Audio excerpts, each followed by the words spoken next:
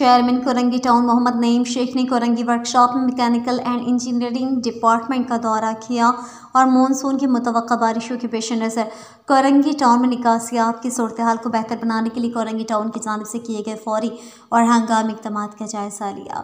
Chairman Korangi town محمد نعیم شیخ نے Royal news T V کے chief reporter Karachi Javed Mahmood آرائن کو بتایا ہے کہ ہنگامی صورتحال سے نمٹنے کے لیے خراب ڈی واٹرنگ پمپس کو ریپیئر کر کے قابل استعمال بنایا گیا ہے اور اضافی پمپنگ اسٹیشنز اور دیگر ضروری مشینری بھی خریدی گئی ہے۔ چیئرمین کورنگی ٹاؤن محمد نعیم شیخ نے مزید بتایا کہ انشاءاللہ پوری کوشش کریں گے کہ مونسون پر نکاسی آپ کی صورتحال کو بہتر طریقے سے انجام دیا جائے تاکہ عوام کو ریلیف مل سکے۔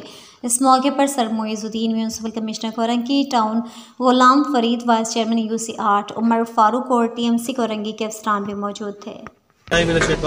بسم اللہ الرحمن الرحیم۔ آج ہم پھر MND کے ورکشاپ پہ موجود ہے، یہاں کا ہمارا اسٹاف موجود ہے، ادور شاہ ہمارا MND ڈائریکٹر موجود ہے، احمد ہے، جمال ہے، عدنان ہے، سر معیز ہے، عمر فاروق میرا وائس چیئرمین، یونس ہے۔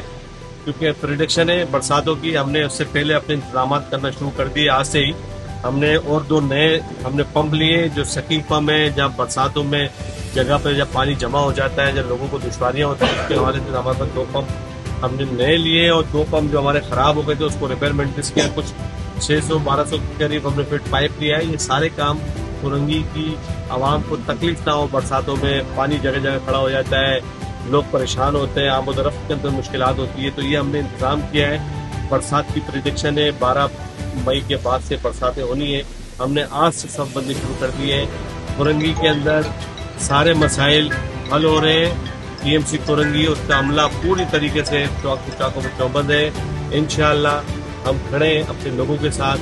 آپ دیکھیں گے کہ پچھلی دفعہ بھی برساتوں کے اندر میں لوگوں کو تکلیف ہو جائے تھا، اس دفعہ زیادہ ایفرٹ کوشش کر رہے ہیں کیونکہ ہمیں پتہ تھا کیا ہمیں مشکلات اتوار میں برساتوں میں، انشاءاللہ وہ سب دور ہوگی۔